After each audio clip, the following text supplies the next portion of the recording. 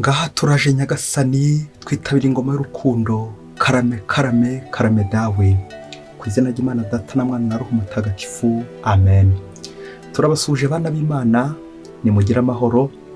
Kongera kubibutsa ko aha tugeze ari kuri buri munsi ujya ubona ibyo nyagasani yaguteguriye, ubutumwa nyagasani yaguteguriye butambuka mu ijambo rye, butambuka mu mubano tujya n'abandi, la vie en communauté. Nibyo biganiro turi kubona bidushyikiriza umunsi mukuru wa Ascension tuzahimbaza nyine ku cyumweru, utwibutsa ko Yezu yagiye mu ijuru, ariko ko natwe azagaruka gutujyana.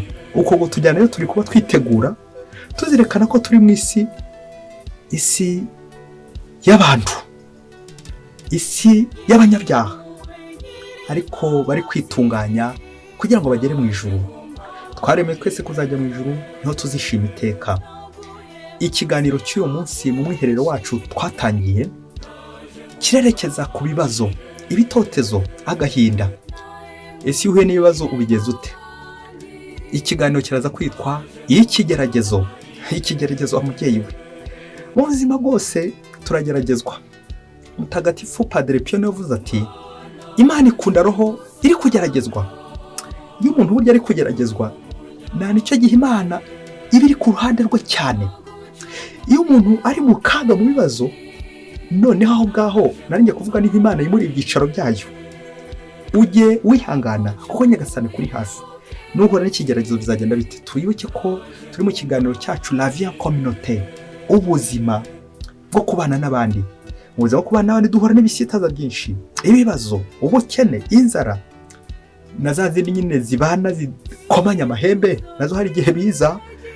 Nuko tukabanira abantu, ukagerageza ukabanira abantu neza, ariko wajya kubona ukabona wowe gushyigishana.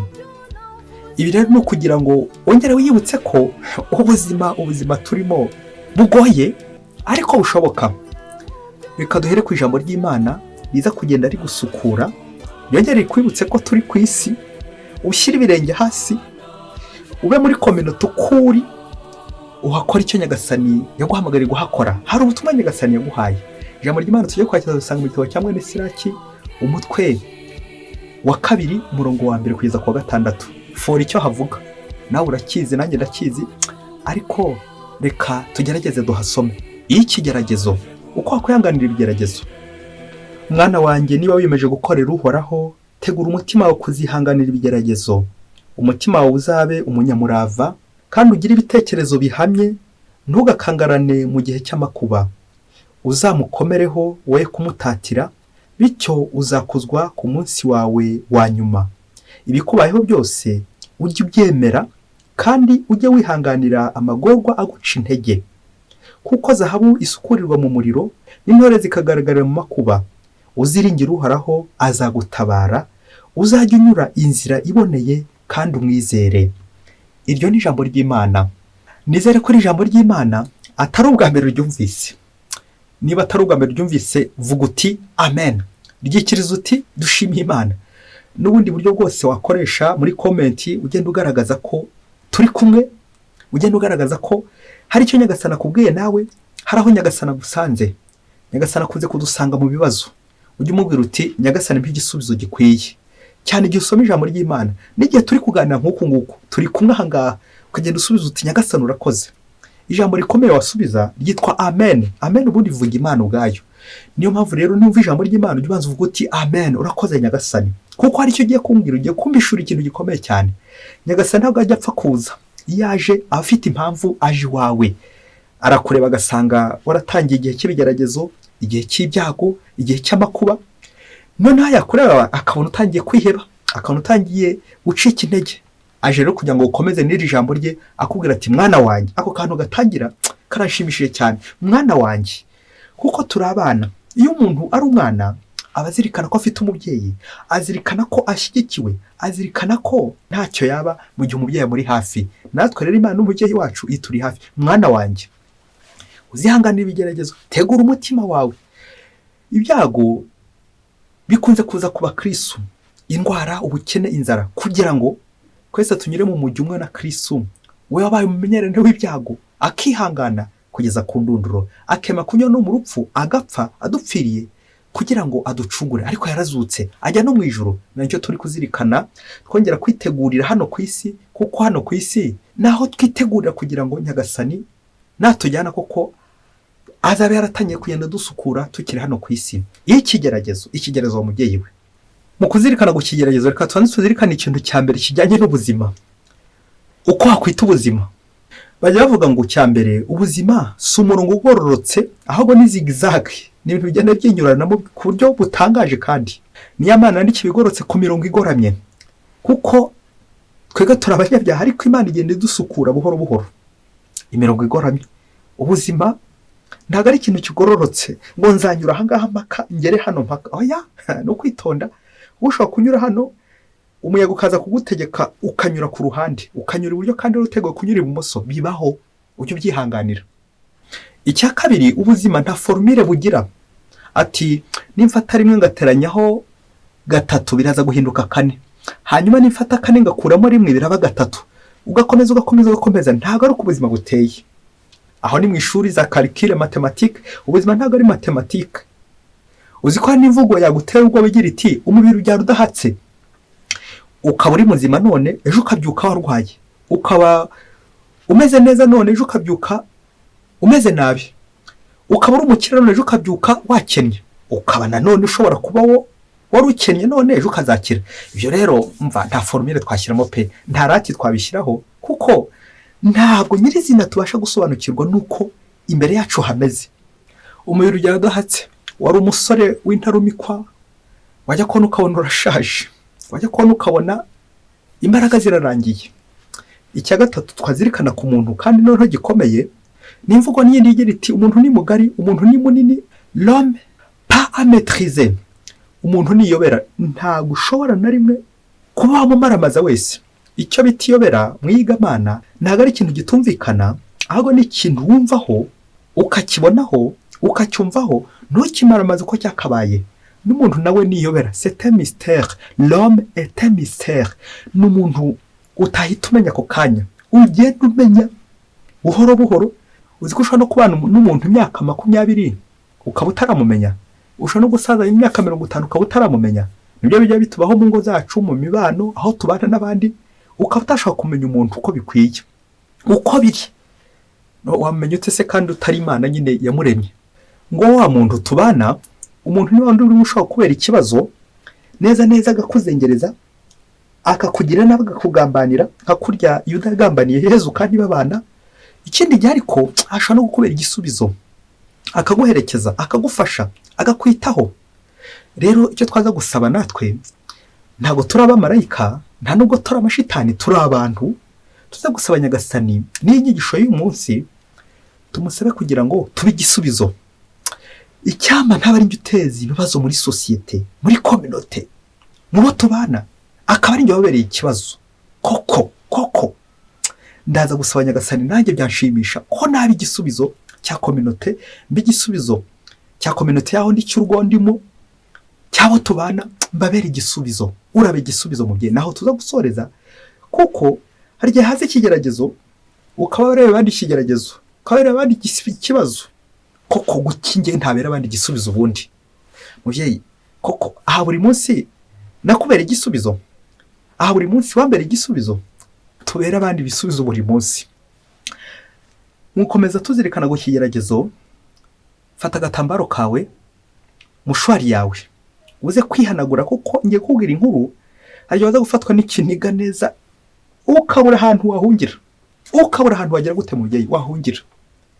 Banza ariko tegura umutima wawe, nkuko n'Imana yitubwiye kwihangana ikigezo ngiye gukubwira. Tegura umutima wawe, niba uri umukristo, ariko niba usenga, kuko ikigeragezo ntago wagitambuka mudasenga, ntibyakunda. Kuko amasengesho nadufasha guhangara ubugira nabi bwa sekibi, ubugambanyi bwa sekibi, imitego ya sekibi, nuko tukabasha kuyitegura twishingikirije ijambo ry'Imana, twishingikirije isengesho Yezu Kristo udukunda, umumenyere niwe ibyago. Umunsi umwe hirya kure cyane muri Afurika, umugabo n'umugore ngo bari bakize cyane, ari n'abakristo, batunze ibintu byinshi, basenga, ari abantu b'Imana, ariko by'akarusho ngo bari n'abayobozi, abategetsi bari mu nteko zikomeye cyane, bahembwa by'agatangaza, bameze neza ntacyo babuze, bari bafite abakozi mu rugo rwabo, ab'abasore ndetse n'abakobwa, mbese bahemba nabo kuko nyine nabo bahembwa. Ngo igihe cyaje kugera, umugore wo mu rugo akajya abona ibintu bidasanzwe, yazana abakozi b'abakobwa, hashira nk'amezi 2 akabona wa mukobwa aragiye, akongera akazana undi, akabona wa mukobwa aragiye, akajya gufata ku banyamahanga bo hirya kure ati yajya kubona akabona none baragiye. Noneho hashize igihe kirekire abona iyo muvumo imeze icyo, urumva guhinduranya umukozi wundi hari n'igihe ugenda ubihomberamo cyane, uranahomba bikomeye cyane, ahubwo wa mubyeyi abona ari guhomba bikomeye, yibaza ngo niki kiri kujyana abakozi, niki kibazo gihari. Wa mubyeyi abura igisubizo, ndavuga mere wo mu rugo abura igisubizo, kuko niwe rushinzwe nyine kuzana abakozi mu rugo rwabo. Abakozi b'abakobwa baza mu rugo ntibahamara igihe kirekire, ese koko ninjye mubi? Wa mubyeyi agahora yikomaga ati ariko ninjye mubi? Babana bajya kugenda b'abakobwa ati mubyeyi ni ukuri ntacyo tugushinjura, umuntu mwiza, watubera umumama mwiza. Ariko wa mubyeyi ntanyurwe, ubwo yajya gufataho mu zindi ntara benshi nabo bakagenda bagenda batambuka bagenda, aza gufata icyemezo ati noneho hari murumuna wanjye nshaka ko nyine yagwa mu rugo, byibuze we nko duhuje amaraso, ubanza we tuzatindana, bishoboke ko ari njye mubi. Wa mugore yibwira. Hashize amezi 2 cyangwa 3 aye kubona murumuna we aramuseze ati bye bye sister, ndigendeye, ibi simbishoboye. Aragenda. Wa mugore yibaza ibiri kuba, bajya kugenda ntagire n'umubwira ikibazo, akomeza yibaza uko bizagenda. Neza yarasezereye abana b'abakobwa ko batazongera kuba muri urwo rugo, kuko bamutesha umutwe n'igihe kirekire amaze arwana n'ibyo bibazo n'amafaranga no kubahemba byose akarwana nabyo. Afata icyemezo cy'uko nta mwana w'umukobwa uzongera kwinjira mu rugo rwe. Kera rero kabaye ngo haza kuza umwana abyara muri batisimu, umukobwa abyara muri batisimu, uyu mugore abyara muri batisimu, maze aramubwira ati mamayi rero narinje kugusezera, ariko ndifuza kumarana nawe ugibuze nk'amezi 2 cyangwa 3 mu rwego rwo gusezeraho ngufashe guturimo, dore ko ngiye kujya mu rugo rw'abandi, ngiye gushaka umugabo, ngiye gushyingirwa, noneho nk'umuntu wambere umubyeyi ngiye nanjye kwiha amezi 3 byibuze ngufashe ngukorere mbere yuko nshyingirwa, maze ngwituriyo neza nyine wanangiriye nk'umubyeyi wemeye kumbyara muri batisimu. Wa mubyeyi yumva ko ako kantu ari keza umwana atekereje, utekereza kumufasha, utekereza kubana nawe. Nuko barabana ngo nyuma y'amezi 2 nk'uko nyine byari biteganyije ko agiye kumara kwa 3, agiye kumva inkuru ibabaje wa mubyeyi we. Noneho umva, niba uri umubyeyi ufite abana, nanjye kuvuga abakobwa, urahiturira, nawe urahiturira pe. Agiye kumva n'ikiniga cyinshi, yuva mukobwa aramubwira ati mamayi ndatwite. Wa mubyeyi noneho amera nk'ufashwe n'amashanyarazi, agwa muri krizi ikomeye cyane ati koko bimeze bite, ninda guteye nda kwano igihe kirekire ngusiga mu gipangu, ko nta n'abasore bandi bari hafi ahangaha, iyo nda ninda wayiguteye. Wa mwana buri uko yamubwira nawe yashaka kumubwira karira, ngaho foro yimuteye. Umwana ashaka kumubwira karira neza buri ukuntu yamubwira. Igihe kigeze n'amarira amaze kwihanagura bombi, ageze aramubwira ati mamayi iyi nda ntwite ni papa winteye. Papa wawe bite ko nzi ko papa wawe yapfuye? Kuko yarazi ko nyine papa we yapfuye, umubyara mu nda nyirizina yapfuye. Ati uyu ni papa nyine, uyu nguyu hano ni wayinteye. Neza wa mubyeyi, neza nyine ni papa wa batisimu. Neza wa mubyeyi arashenguka, amarira ayaturaho hasi, amaraso yongera kunega bundi bushya. Wa mubyeyi yibaza ibibazo byinshi cyane ako kanya, ati koko kini kigeragezo none mbuye nacyo koko nk'umuntu w'umukristu, koko ukibimbayeho. Wa mubyeyi atangira kurira. Ibintu bine ako kanya nawe byakubaho umubyeyi yakomeje kwibaza. Icyambere, ubukwe bupfuye n'ubwe, ng'umubyeyi nyine wa batisimu wagomba gutegura umwana ubukwe, umwana w'imfubyi. Ubukwe bupfuye n'ubwande n'ubwo umubyeyi uhera akabazo muri urwo rugo. Icya kabiri kiremere gikomeye, uwishe bwa bukwe wageze ngo rikure, umwanzi ntabakora ba munzu n'umugabo we. Mubyeyi urabyumva? Icya gatatu, uwo bahemukiye bangije n'umwana we, wamwangije n'umubyeyi we. Hanyuma ukibaza ngo uyu mwana navuka azaba afitanye isano yihe n'aba bana b'uyu mugabo n'uyu mugore babyara umukobwa muri batisimu. Umugore w'urugo azaba afitanye isano n'uyu mwana, umugabo muri urugo azaba afitanye isano n'uyu mwana. Komeza ubikurure, iyi nigme rwose iri hurizo rikomeye cyane. nuko wa mugore muri urugo akomeza kugira ishavu n'agahinda yibaza ibigiye guhakurikira. Reka rero ku bwa kane nkubwire ibyahakurikiye muri ibibazo byose yibazaga, abona neza neza ariwe biri kugaruka n'ubundi kuza kubisubiza. Uzi ko igihe cyaje kugera bashakisha uburyo aya makuru baje kuyamenya, bishoboye ko baje kuyamenya uko bayamenya. Abantu bakunda amakuru bakanakunda kandi bakashakisha. Byaje kugera igihe abanyamutekano baza gufata uyu mugabo kugira ngo mumufunge kubera amahano yari akoze n'ibi byose yari akoze bibi bidakwiye. Ngaho ikibazo ngiye gukubaza, uyu mugore akomeza kwibaza ngo none se ko ari njye baza kunyuraho kugira ngo mutange, uyu mugabo ndamutanga cyangwa si mutange? Hanyuma se nimufungisha ko yishe ubukwe yakudukorera nabi yaduhemukiye, ninde uzamugemurira? Ko ari njye n'ubundi uzakomeza akamugemurira?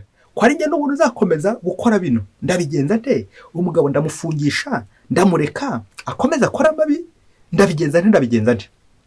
Uzi ko wa mugore ikibazo akomeje gukibaza, bishoboye ko nanubu kiri gukibaza ati nimufungisha n'ubundi nimutanga sinjye n'ubundi uzajya kumugemurira n'ubundi? Ese nimureka agakomeza akora amabi bene aka kageni bizagenda bite ko amaze kumpombya bikomeye cyane, ko abakozi banshizeho none dore arampemukiye, ni nkaho mbekuye yikoze mu nda, angiriye nabi, arampemukiye, ahemukiye imiryango yose, ahemukiye abantu benshi, ndabigenza nde? Ndakora iki?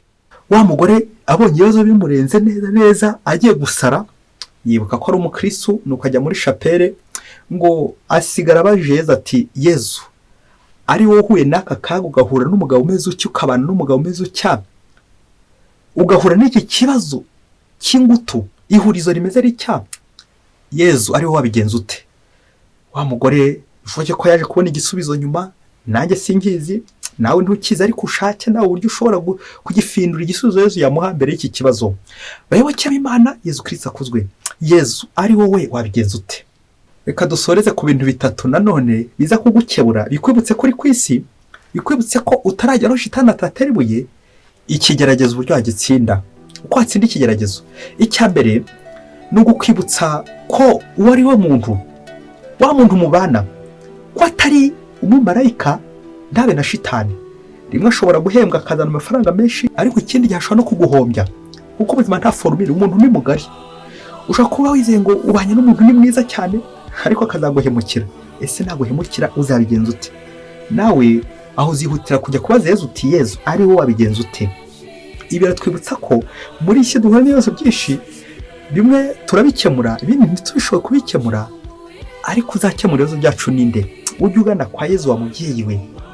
Mwana wanjye, itegura umutima ko uzihangana ibigeragezo, ubwire Yezu uti Yezu ari wowe wabigenza ute? Ufite umugabo nk'uyu wamugenza ute? Ufite umugore nk'uyu wananiranye wamugenza ute? Ufite umwana nk'uyu wamugenza ute? Yezu ari wowe wabigenza ute? Icya kabiri twazirikana niyo mvugo y'igifaransa igira iti 1000 francs égale 1000 problèmes. Mu gihe cyose watangiye gukora ku rufaranga, n'ubundi ntukibwire ko ibibazo byose ugiye kubirangiza. Igihe uhembwe none amafaranga 1000, ejo bundi uzakenera ko bagukwira kabiri. Nta na rimwe umushahara ujya mwinshi, nta na rimwe amafaranga wabona ku isi azaba menshi, nta na rimwe nanone wavuga ngo ibibazo byose ngiye kubikemura birangire. Umva, hari ibibazo ushobora gukemura bimwe, hari n'ibindi utakemura, hari n'ibindi uzapfa utarakemura. Ibyo rero ntibikagutesha igihe. Ujye witoza ibibazo byaje ku rwego rwawe, ubikemuze ibisubizo ku rwego rwawe. Hari n'imvugo igira iti Imana nta na rimwe ishobora kuguha umusaraba utazashobora gutwara, ni nawe uguha n'ubundi izagufasha kuwutwara. Ngo uyu mubyeyi rero uri mu kigeragezo, ntuzihebe, ntuzashavure, ntuzigere wiyahura kubera ibibazo byaje. N'ubundi ibyo bibazo ubwo byaje, Nyagasani wasanze muri ya chapelle n'ubundi azaguha bwa bwenge kugira gute bwo kugenda ubikemura, bitari ku rwego rwa wowe, ahubwo ku rwego rwa Nyagasani. Ibibazo byose nta bisubizo dushobora kubibona hano ku isi, niyo mpamvu twinginga Nyagasani kugira ngo agende atuzamura buhoro buhoro, adushyiremo ibisubizo bye, cyagiye tumusanga mu kiliziya. Mubyeyi, nawe nuhura n'ibibazo nk'ibi, icyambere ntuziyahure nk'uko bamwe kuri ino si babigenza, ahubwo uzavuga uti ndasanga nte Yezu, ndamubona nte? Numugera imbere umubaza uti Yezu ari wowe wabigenza ute? Uhuye n'iyi enigme, uhuye n'iki kibazo kiremereye cy'ingutu, uhuye n'iki kintu wabigenza ute? Ukamenya ko wowe ubwawe uri umunyorogoto, uri akantu gaciye bugufi, ko ibibazo byose tugomba kubishyira nde? Yezu. niwe gisubizo cy'ukuri. Reka noneho dusoreze ku bwa gatatu, nubwo tuvuze ko Yesu ariwe gisubizo cy'ukuri, nawe iyo wamukozeho ugira ibisubizo. None akaguha ubutumwa kuba nawe igisubizo mu bandi, gusoza uri igisubizo. Abantu benshi dukunze guteza ibibazo, kucyari njye kuko hateza ubukene muri urugo, kubera ibibazo nteza urugo, kubera ingeso mbi zawe, kubera ubusinzi bwawe, ubusambanyi bwawe, ubugugu bwawe, ubusambo bwawe bugatuma urugo ruri mu kaga, ruri mu makuba, kandi ari wowe uruteza ibibazo. Kuki waba ikibazo mu rugo? Kuki ari wowe uteza ikibazo wa mugabo we? Kuki ari wowe utuma urugo ruri kurindimuka? Kuki ahubwo utaba igisubizo kizamura rwa rugo, kizamura ya community, kizamura groupe? Kuki buryo wahora uteza ibibazo wowe? Kuki utabonye igisubizo? Ngaho nza nanjye gukora umukoro, ndebe niba societe ndimo narayibereye ikibazo cyangwa narayibereye igisubizo. Uze kubyibazaho, nanjye ndacyari kubyibazaho, kugira ngo umubano wacu utubere igihe cyo guhura na Nyagasani buri munsi. Dukomeze dutegereze ibindi biganiro muri umwiherero wacu buri munsi saa 9 ujye ucunga ku manywa ku kiganiro cyahageze. Muri iyi minsi turimo buri saa 9 ugenda ucunga kugira ngo urebe ngo harya ubu abandi mbabanira nte, harya ubu ngewe iki kibazo sinjya mpura nacyo mu buzima ngikemura nte. Yesu ari wowe wabigenza ute? Yesu ari wowe iki kibazo kijeho wabigenza ute? Yesu. Amen.